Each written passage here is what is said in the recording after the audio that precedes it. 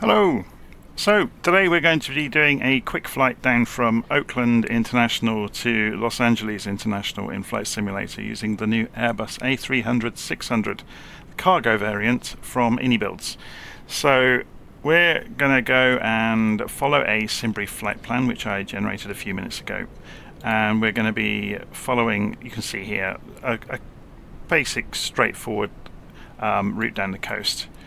And we'll go and see about configuring the aircraft for the flight. So if we go and press the end key to get inside the aeroplane, first thing we're going to do is go inside the tablet. And if we go into weight and balance, we can see payload selection is in here. So if we say we're going to maybe choose the racing team data, we can then update this from SimBrief to get the weights that SimBrief has got and apply that load to the aircraft. Okay, so it's got block fuel of 12,000 kilograms, I believe it is. Okay, so obviously we're not at full capacity, but we're fairly heavy. Okay, and then we can go into My Flight, and we can import that from SimBrief as well. It goes and fetches the flight plan. And it'd be worth having a look, actually, to see what the cruise level that SimBrief has chosen. So I'm just reading down through. So we've got the cost index of 21, 33,000 feet. Okay, good. Okay, so we've got the basics into the aircraft here. We can also sync the calculator with that data and then click calculate, and it gives us our numbers for the MCDU in a few moments time. So first things first then, let's go, and I'm going to work through the checklist I've been writing up. So we'll see how we get on with remembering to do everything along the way. Hopefully I'll do a little bit better than the live stream I did earlier. So overhead, we're going to go and turn the batteries on to begin with. And because external power is available, we'll go and switch it on. We'll also go and turn the inertial navigation systems on and let them start aligning. If we come down here a little bit, we can go and turn the dome lighting on to light up because it's so dim in the cabin today. And we'll turn the APU switch on and start it. Okay, so next thing we do really is go down to the, if I got the key combination right, here we go, the MCDU. So we're going to go and fetch our plan. We're not going to use, or we're not going to program it ourselves. We're going to go into the menu screen, we're going to go to ACARS, and we're going to request the plan from SimBrief. So it's doing it, says it's done it. So if you remember, our cost index was 21. Flight ID VFL123.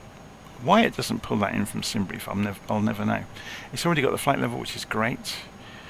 If we go next page, we can go and pinch these numbers from what just appeared in the tablet, so that helps us do that, so we haven't got too much back and forth to do.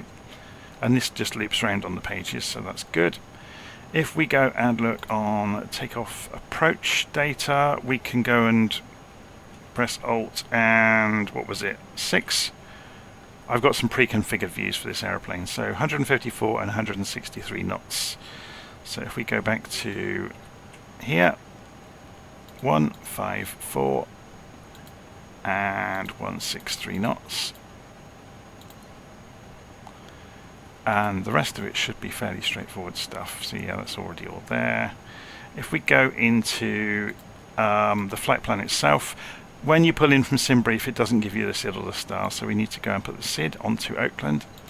So we'll be taking off. Let's go and have a look at the SimBrief flight plan. It's down here, look. So we're doing the runway 12 for departure and the CAT FH3. So runway 12 and the CAT FH3 standard instrument departure. Insert those into our flight plan, and then we'll scroll down and find KLAX. So then we want to go and have another look at our flight plan. We're doing the Ernemann 2 star and 24 left. So we're going to choose our star, ILS 24 left, and scroll through the options here. We got Erneman 2, or Iron Man, I'm guessing that's short for, and insert that. Okay, so if we have a scroll through the flight plan now, we should find there's a discontinuity on the end. Yeah, there is, look, between Gado and Booby. If we go and have a look on LittleNavMap and go and look at Los Angeles, you'll see where that is. So after Gado, it's basically our own navigation. So here it takes it out to Booby over here, look. But it's basically our own navigation, so we'll just extend that leg when we're actually flying it. We won't remove the discontinuity.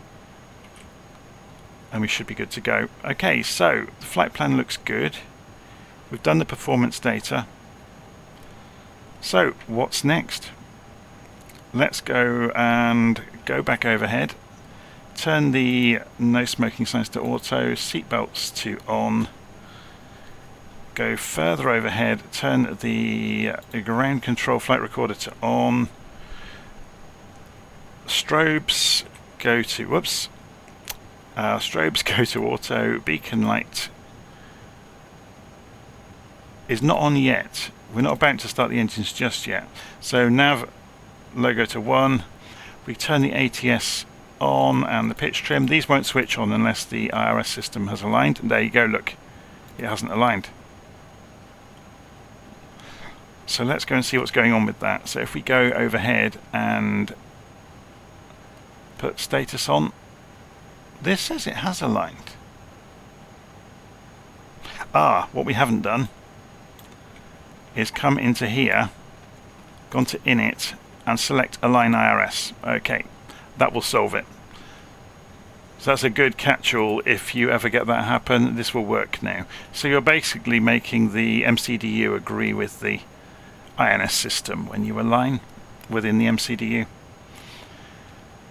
Okay, so we've done the strobes, we've done the nav lights, we've done the trims, so we're getting ready to put the engines on, or turn the engines on. So turn the fuel pumps on.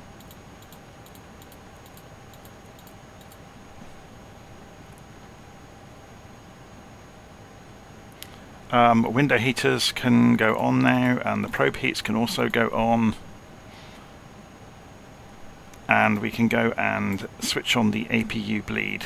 So you hear that tone change in the compressed air for the environmental control system. The air bleed for the engine start takes away from it, which is why you heard the change in tone there. Okay, so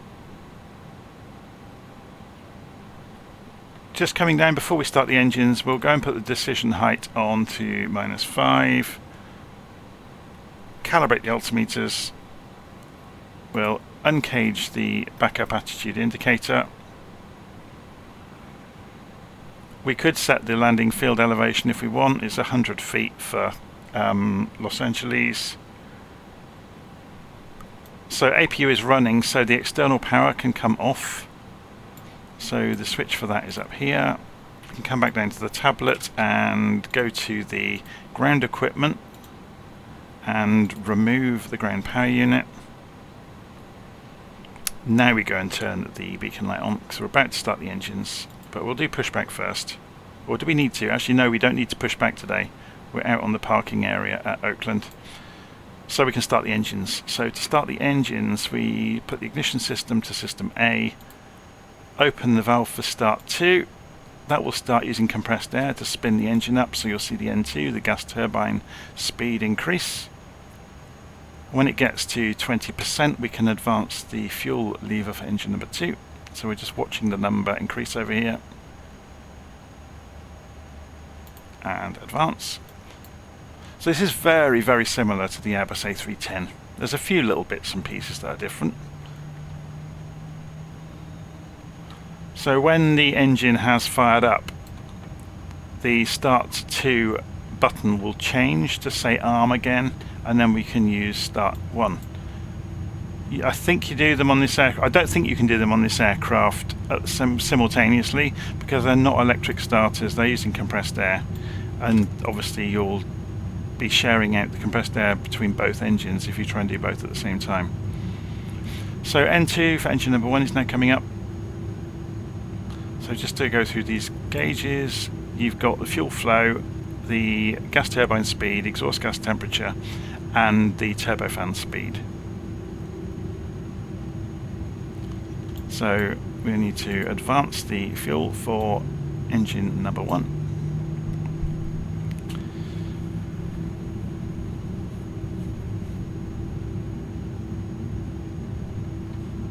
So as soon as this switch goes back off, we can disable the ignition system. There we go. So ignition can go to off. I think that by rights you should put it on continuous during takeoff, just in case there's a problem. But we're not going to. We're just going to ride our luck and see what happens. So we can then turn the APU off, and we can turn the master switch for the APU off. Okay, so we are essentially almost ready to taxi. So I'm just going to move the flaps to 15 degrees, which I've done with the quadrant here. We need to go and put the taxi light on and release the parking brake, and we can taxi out to runway 12. So gently increasing the throttle. We'll press the button to get the head tracking working, so we can look around. There's not much around at Oakland today. Seem to have the airport to ourselves.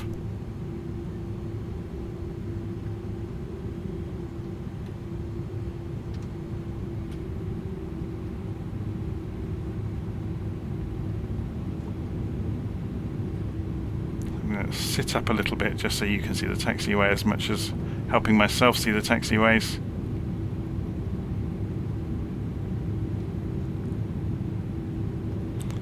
So we're going to roll down to the holding point for runway 12 at Oakland.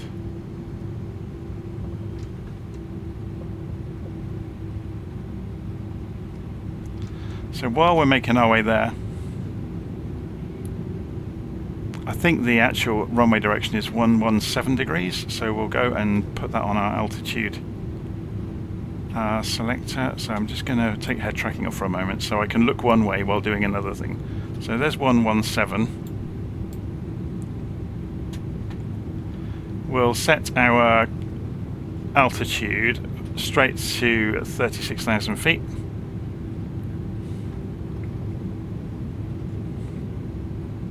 Actually, just for the purposes of today, for a bit of fun, we'll go to 10,000 feet, because then that will give us the reminder to increase speed beyond 250 knots. Then we'll go to 18,000 feet and do the barometric pressure, and so on and so forth. We'll also set the auto throttle speed. So we just, oh, sim's just frozen. Give it a second. It hopefully will release. There we go. We're going to set the initial climb, whoops, speed.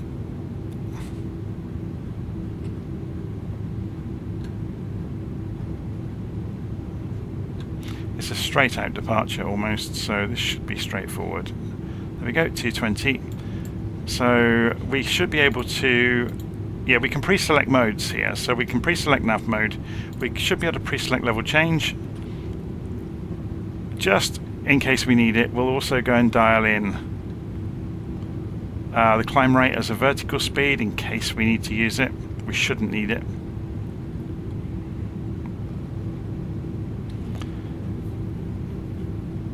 And while we're rolling out now, we'll go and turn on the TCAS. There is a weather radar, so I guess we could turn it on just to see what it does along the way. So if we go and, what's it set to at the moment? We'll set it to system number 1. We should get an overlay on here, but it might not work until we're in the air.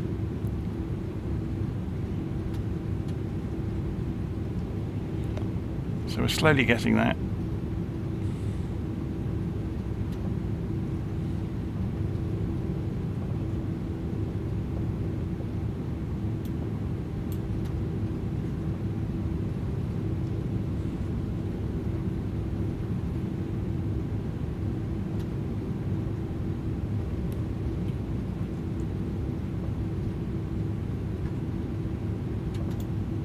Okay, let's just double check the lights.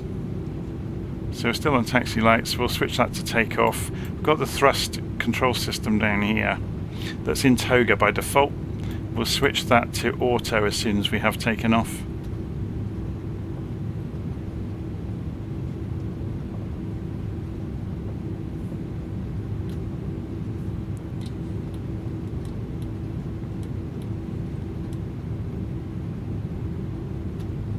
So obviously there's nobody around, so we're not going to hang around.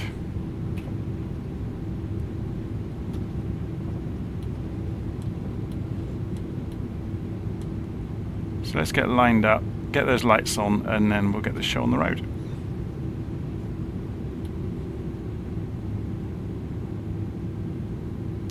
Okay, put the parking brake on for a moment. So we want the landing lights on, the nose light to take off,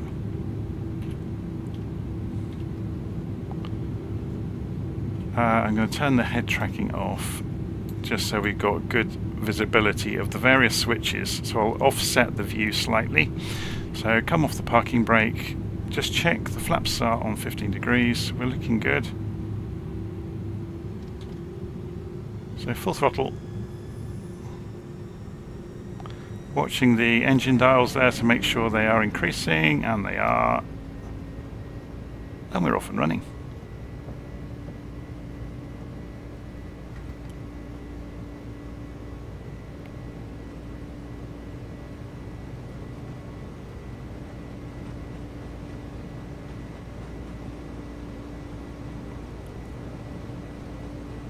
So we can see the V1 is there, so we'll begin rotation.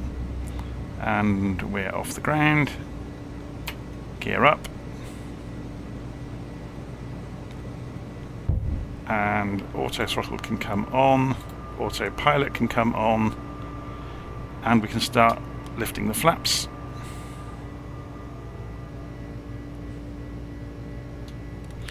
We'll increase the speed out to 250 knots now.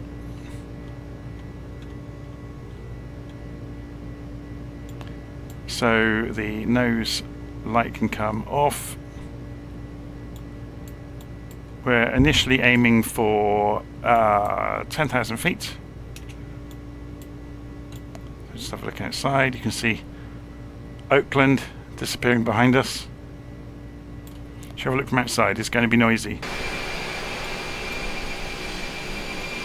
So disappearing into the gloom. So what's the outside air temperature looking like? Do we need to go and put the 7 degrees centigrade by the look of it? So it's dropping rapidly though. So we may get into icing conditions soon. Coming through 5,000 feet, climbing out of this first layer of cloud by the look of it.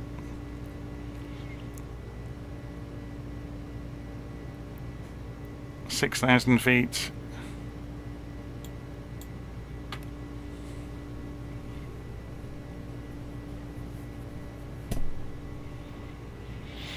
The temperature is dropping. -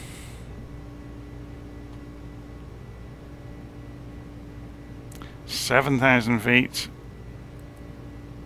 8,000 feet.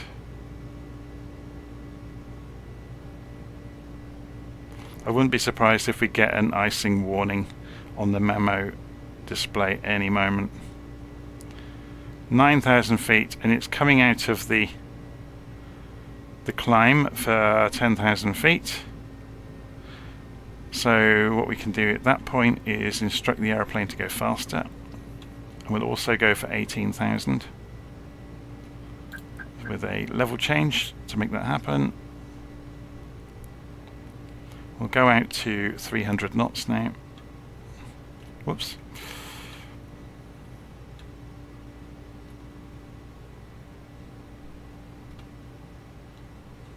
So it's prioritizing the acceleration over climb rate at the moment. So it's just climbing below 2,000 feet a minute, but it's doing very well actually.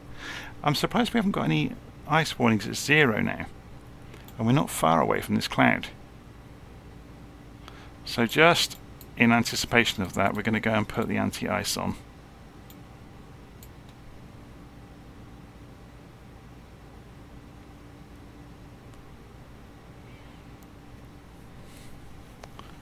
Okay, so it's looking good. Can I just check the volume levels? This has gone very quiet again, hasn't it? Can I just have a look in the mixer? Flight Simulator keeps dropping to 50% volume. I've no idea what's causing it. Something in Windows is chopping Flight Sim back in the same session to 50%. Very, very odd.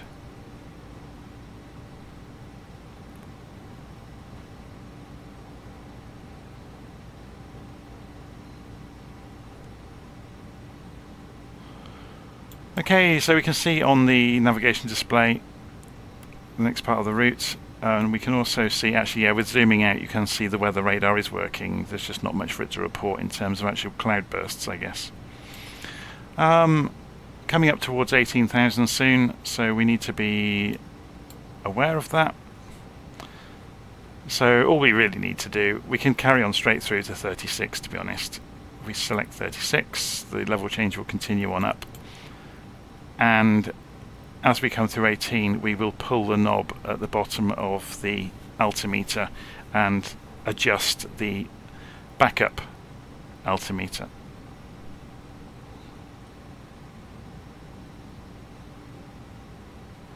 So yeah, I don't think we're going to get any icing issues, to be honest. So I'm going to turn those systems back off. That was just precautionary, really. Now it's saying it's in icing range. I think we'll be fine, but yeah, just out of an abundance of caution, we'll put them back on. Coming up to 18,000 feet, so we pull on the knob there to put it into standard barometric pressure. We change this one to 2992, and we go over to the other side and we pull that one as well by clicking on the bottom half of it, and we're looking good. So the rest of this flight until we get near to descent is going to be very boring. So rather than make you watch it, I'll just clear this message and pull up the flight plan.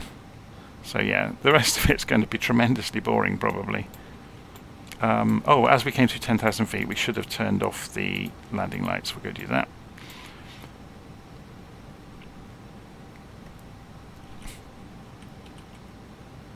Where are we on the map? Let's have a look.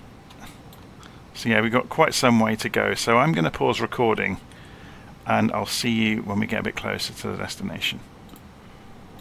Okay, so we're just reaching top of descent. So you can see that's coming up on the chart just now. So we're going to look at the initial descent is above 26,000 feet at Crowey.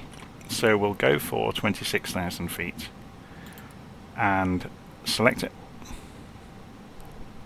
I realised actually on the climb out we went to 36 instead of 33,000 feet, so we're a little bit higher than we should have been. We'll do a level change down to 26 just to expedite that slightly. And let's have a look at the plan.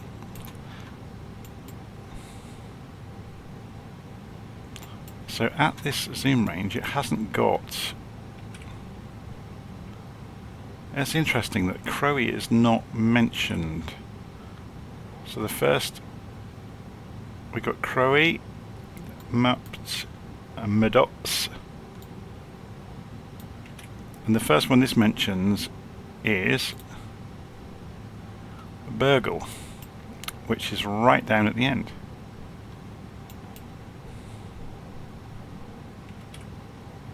So if you remember, got Gaddo. Okay, what on earth is going on here?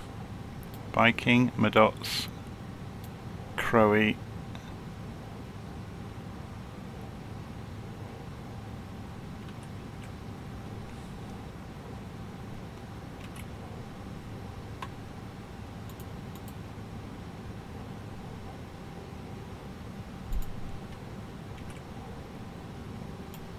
Interesting. So what I'm seeing on the navigation display is not replicated by what we're seeing in the simulator.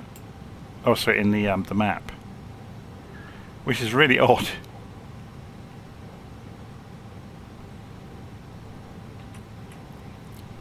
So if we go and look, we've got above 9,000 at a based. So mapped Madot's gripper.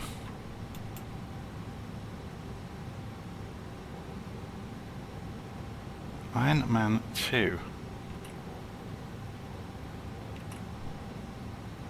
I'm wondering if this has got the correct flight plan, you know.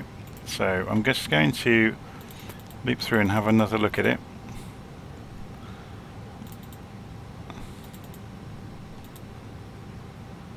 There's Kalax,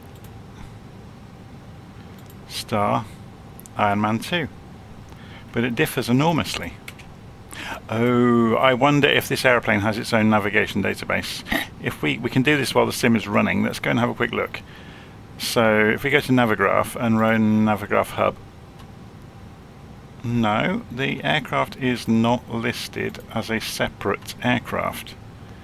Although Navigraph may not have seen it as such yet. I'm just wondering why we're getting the icing warning again, so let's go and put the anti-ice measures in place as we get lower to the ground.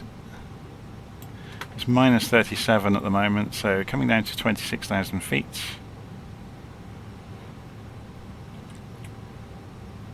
In a little bit late, but not too bad, so we want 23.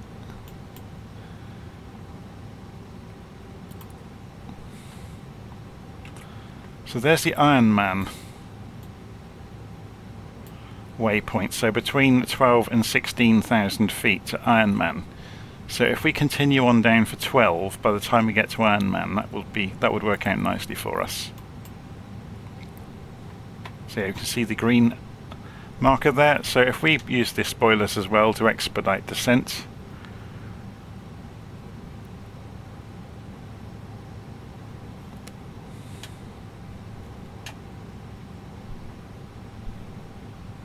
so this spoiler is actually working.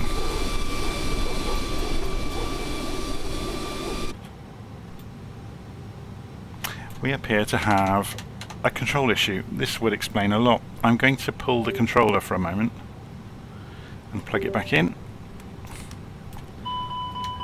Now we have spoilers. That explains a lot.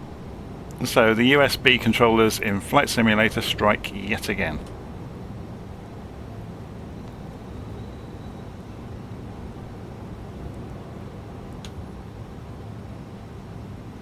So I'm just giving us some time before we get down to Iron Man, so we'll have some time to decelerate as well.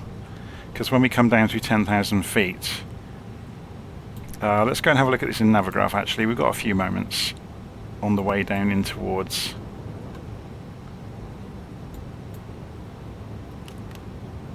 the Iron Man waypoint. So if we pull up the chart, yeah, we've got the restrictions here, look, so it's like an avenue we have to fall down through to get to Iron Man. So then we're looking to come down to based at 240 knots, so Simon at 250 knots. That's the really important one. So we're leveling out basically between Iron Man and Simon to give us time to decelerate. Except I'm coming down using spoilers to come down a little early, so I'll remove those spoilers. But we get time between Iron Man and Simon to get down to 250 knots basically. So we've got to lose 50 knots off of our current airspeed.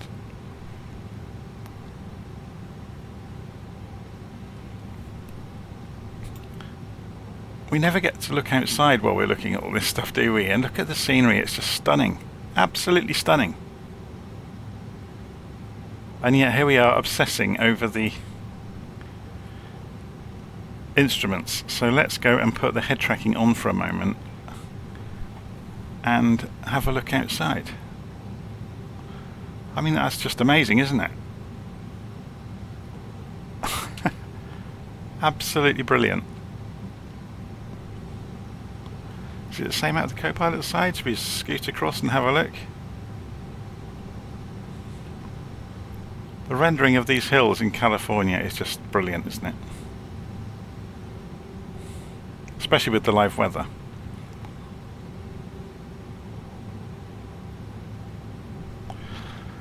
Okay, so we're still in icing range. We've got the anti-ice measures in place. the temperature is coming down as we descend, which we would expect. We're about to come down through 18,000 feet though, very soon. So let's go and find out. Kalex weather, 1021 hectopascals. So I'll just turn the head tracking off for a moment so we can concentrate on this. We want 1021. Okay, so that's there, so 3015.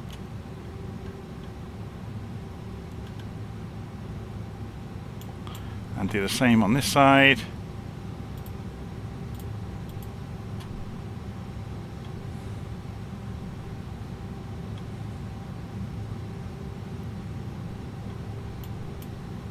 Yeah, that's good.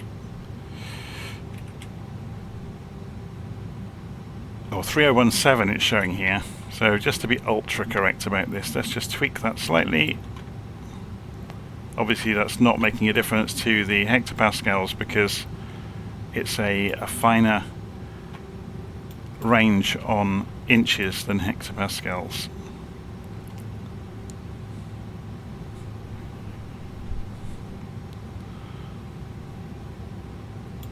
So you can see we're still on target to reach Ironman at the target airspeed. Let's just put the spoilers in place a little bit more to slow us down and get there faster.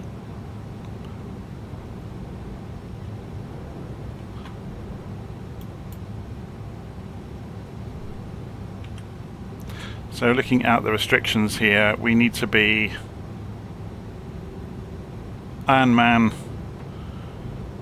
So we're going for the lowest range here, so 12,000 feet. And then to 250 knots, holding at 12,000 feet. And then we reduce to 240 knots and 9,000 at base. That's making more sense now.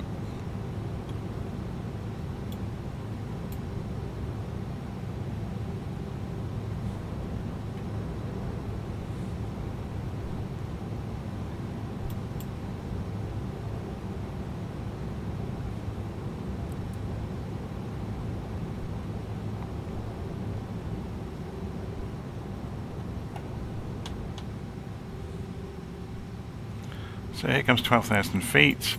So we'll go and set the target airspeed now to 250.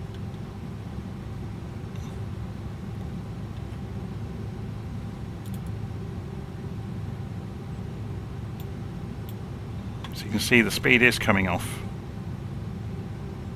If it doesn't come off fast enough, we've got 12,000 feet now. So if it doesn't come off fast enough, we've got until Simon for it to happen now. So shall we restrict the range now down to 30 miles?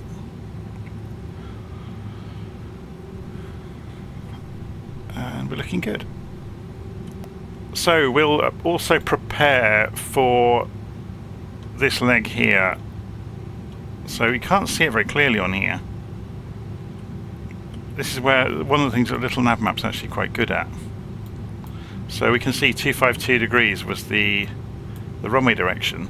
71 degrees over here.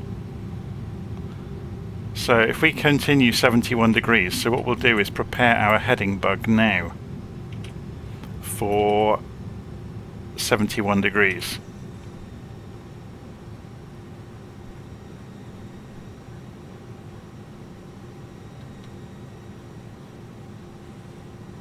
So we'll continue on the vector we were on and then do our own turn, our own navigation essentially, because we're obviously not being given vectors by our controller.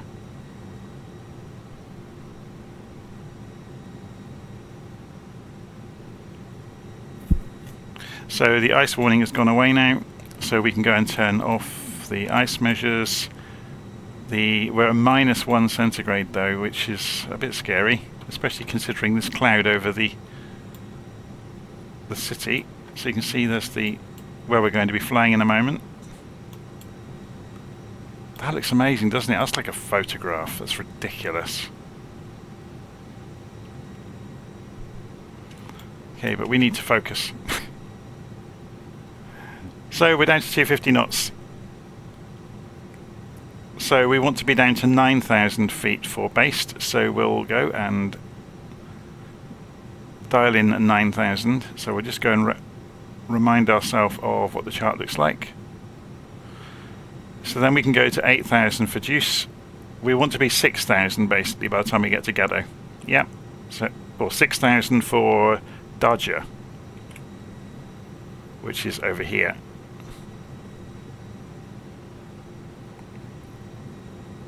So what we could do is go vertical speed just for a bit of fun, set ourselves for 6,000 and set the banana to hit Daha at the right speed, but we also need to get the speed down again to 240 knot for based.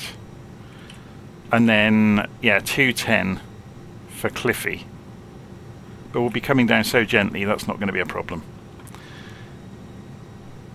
So, let's start that happening now. So 6,000 feet, coming down at, say, 500 feet a minute. Go for 240 knots.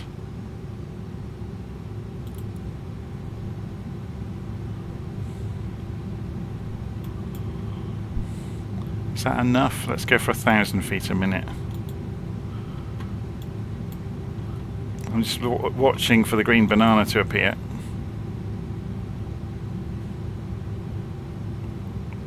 So if we went for 2,000 feet a minute, would that be enough? See, that's causing us to accelerate though, so we'll... Yeah, here comes the green banana, so we want probably 1,500 feet. You should be able to get away with about 1,500 feet a minute without using spoilers or any other drag reduction means. So yeah, that's looking good. Look, 1,600 feet a minute.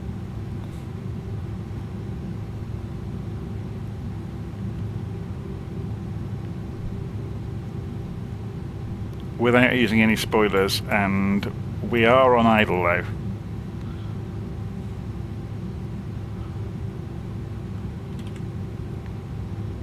But we'll need to lose a little bit more speed.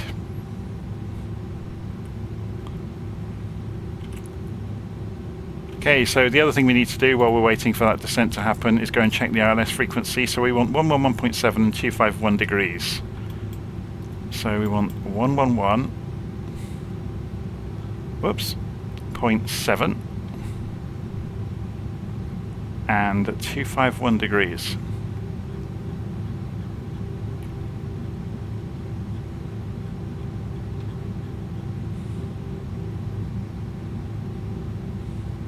That gives us our ILS.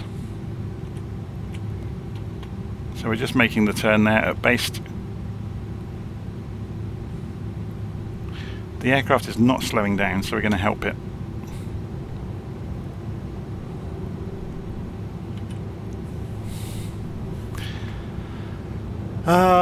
Where are we? Let's pull up the star again, just to have a little look at this. So we're aiming to get to Dodger 210 knots, 6,000 feet.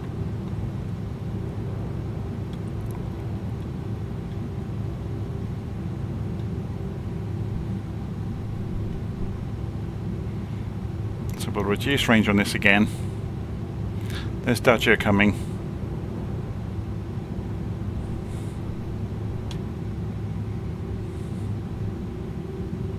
Speed is not coming off. I'm wondering if this is actually frozen. Although we've got the probe heats on, this just doesn't look correct. Let's go full spoilers and see what happens to it. No, there it goes. Okay, so it's just being a heavy lump flying through the sky going far too fast.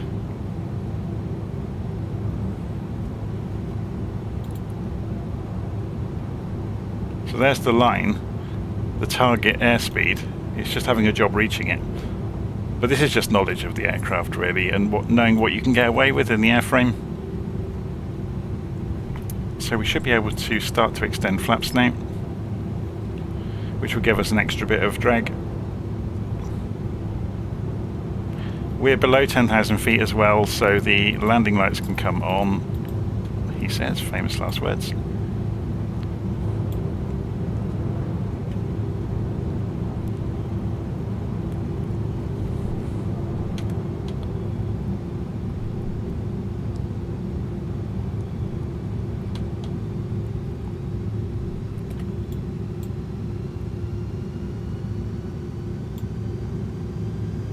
somewhere below us there's some hills. I'm glad that we're not too low just yet. So if we put this back onto the ILS view now,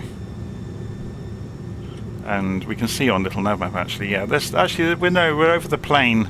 We've not got any risk of hitting anything. But we are getting out towards the end of this flight plan, and when we go to own navigation. So we'll be going to selected heading mode very soon. So go to heading select.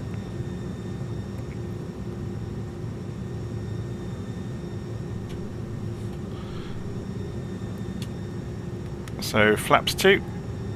We're just within range on flaps 2. We can't go any more flap without having the gear down, but we won't put the gear down until we turn in for final approach.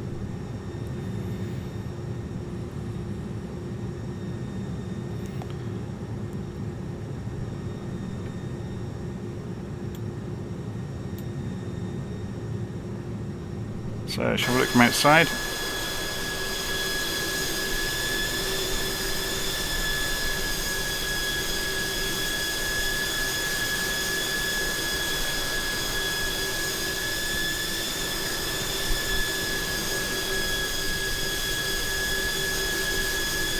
Somewhere out there in the cloud is the runway. Behind us over there somewhere. I think you can just see it through that gap.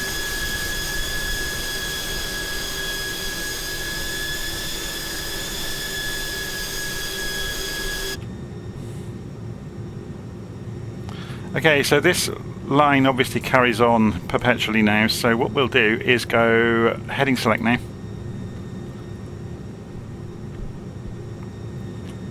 So we are essentially off of the flight chart now, and we're on our own control, and we'll just turn in for Booby, but we'll continue out this way, or Borby, I suppose you're supposed to pronounce it, I'm not sure. So it'd be good to do something like this, wouldn't it? So turn 161 or 160 degrees. It's good enough. So let's get the speed down now to 200.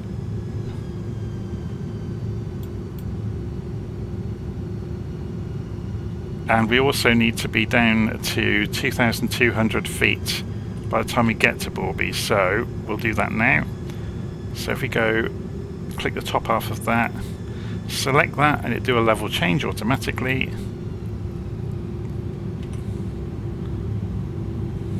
So we're not going to turn right just yet. So the altitude is coming off. We wanted 161 degrees. So let's make that happen.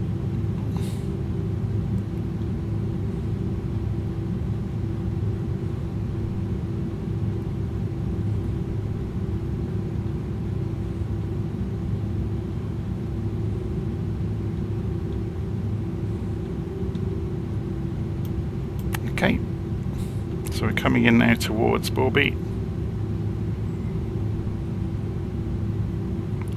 and we're dropping. We can extend the spoilers to descend faster, so you can see the rate of descent is increasing there because it's obviously managing airspeed by dipping the nose.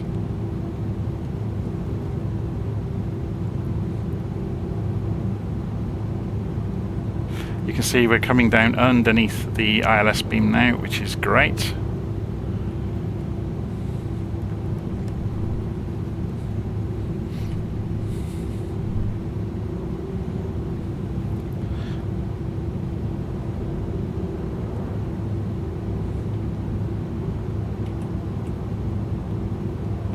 So based on that, we're going to be a little bit late on the turn, but we're going to turn back in now to 252 degrees.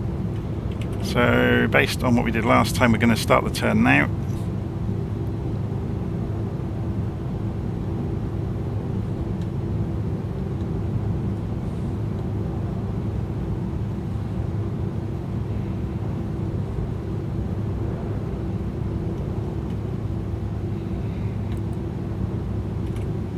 Yeah, so we've gone a little bit late on the turn, but we can correct for that.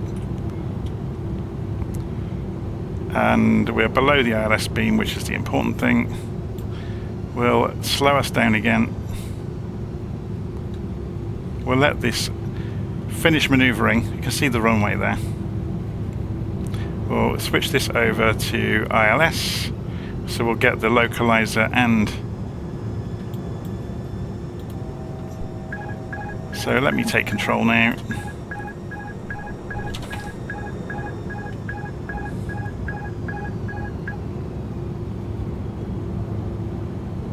So we're just going to put ourselves on an intercept course of sorts. We'll get the gear down now. Now, has it actually put the gear down? Yes, it has. And we can hear it.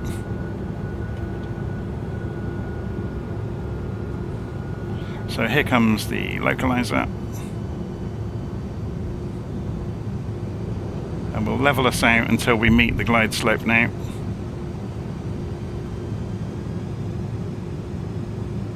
Got some more power. Obviously we've got a lot more drag now the gear is down. We don't want to go mad with power though.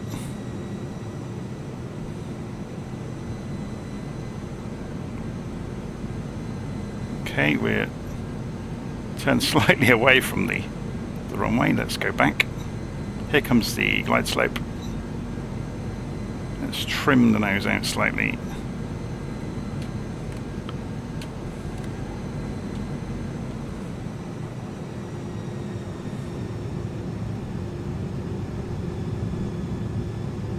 Okay, here comes the localizer and the glide slope.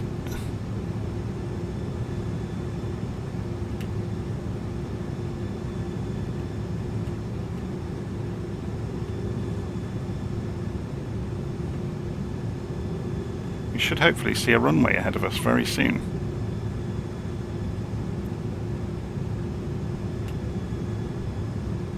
It's a bit of a crosswind, nothing too bad. A little bit slow.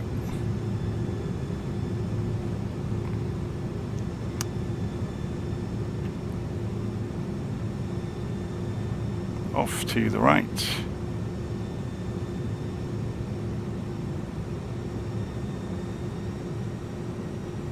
It's amazing how controllable this is at slow speeds. The throttles don't seem to want to accelerate the aeroplane. It's quite difficult to maintain. So at 1700 feet, 4.5 miles out.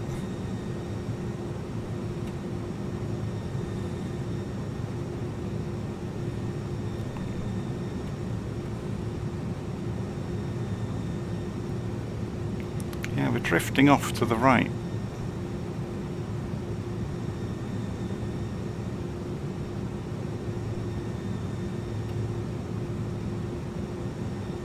You can see the right runway.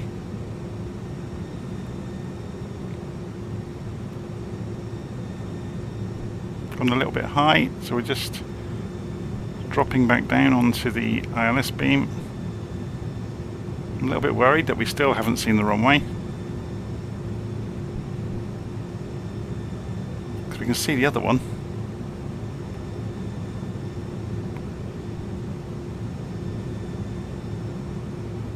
We can see it now. The wind is changing as we get closer, which is always helpful.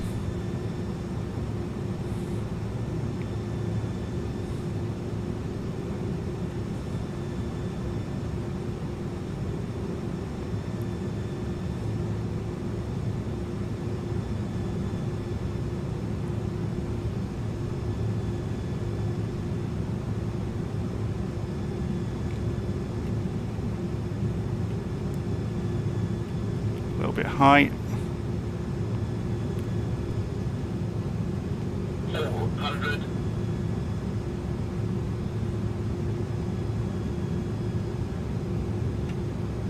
300.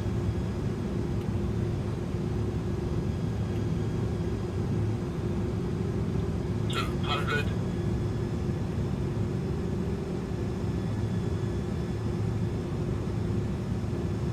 100. 50. 40, 30, 20,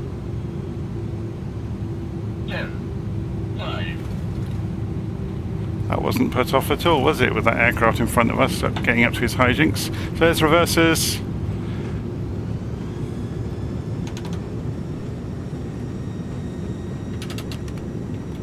Reversers off, flaps up, spoilers off.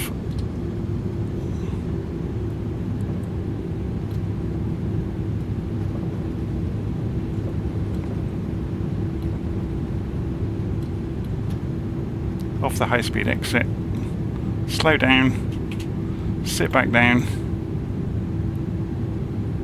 and find somewhere to park. So I'm just going to park over here for the moment.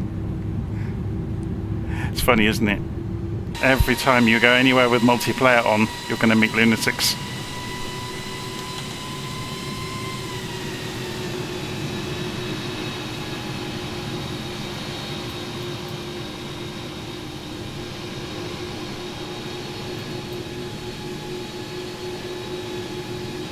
Should we go around a tour of the airport? I've never actually landed here before. Obviously we're not following the correct plan around the airfield, but you can see there's some parking areas over here. There's servicing probably. So we're going to sit on one of the service stands.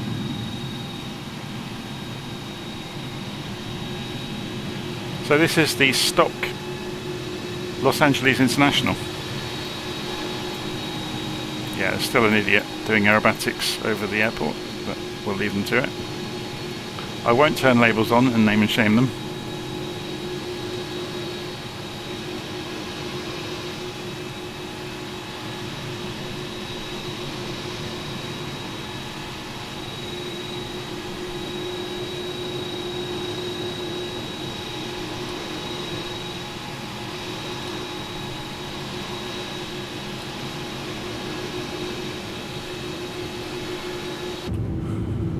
Okay, so parking brakes on. Now there's two ways you can arrange the shutdown of an aircraft like this. You can either go and put the APU on, or if you have external power available, you can connect straight to it. So one way of simulating that is to go toggle ground power unit, which plugs it in outside. Then that becomes available. We can switch on external power, and then we can go and turn the engines off. And following doing that, you can then go around overhead and do everything you need to do. So engines are now obviously shut down, so we can turn the fuel pumps off.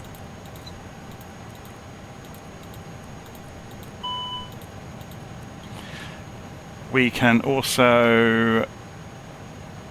we don't need to deal with the oxygen on this version of the Airbus, which is quite nice. We don't need to deal with air bleed, so it's just lights at this point. So we should have brought the landing lights off as soon as we got off the runway, but we're not going to worry too much. I was more worried about if the airplane would actually be controllable on landing, because we had a disastrous, how do you call it in X parlance, unscheduled disassembly, is that what they call it? So the seatbelt sign, we landed with the seatbelt signs off.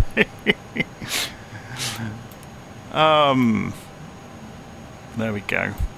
So you can see as soon as we start disconnecting things, you lose, or as soon as you lose power, you start losing some of the systems. So you can turn off the inertial navigation system, and we could go and say remove the external power now, which will, a lot of it will go dark, and then finally you can go and turn the batteries off and you'll go completely cold and dark. So, in the tablet there's some tricks around things like, now what will happen if we put left stairs on? Can we then do left door? Very cool. They're good stairs, aren't they? And I'm guessing we can open the cargo doors as well. So main cargo, forward cargo, aft cargo, bulk cargo. So if we go to, very cool. So if we go to the drone camera,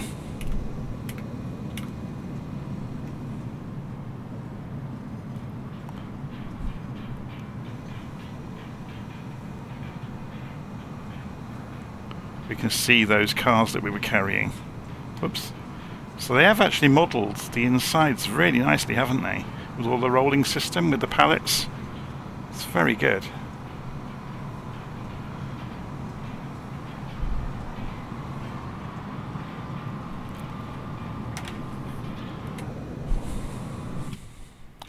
So I doubt you can empty the we'll put the chocks in place. I doubt you can actually empty the aircraft yet. Let's put some chocks in. Very good. Okay, I'm going to leave it there because we've proven the flight. It works. The aircraft is actually behaved itself.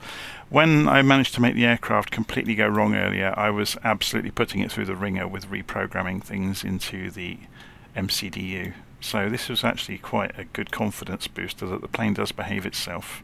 Even though we missed a few little bits and pieces out on the procedures. Overall, it flew really nicely and it was easy to control. It's the main thing. So I'm going to leave it there. Hopefully you enjoyed that, and I'll see you again soon.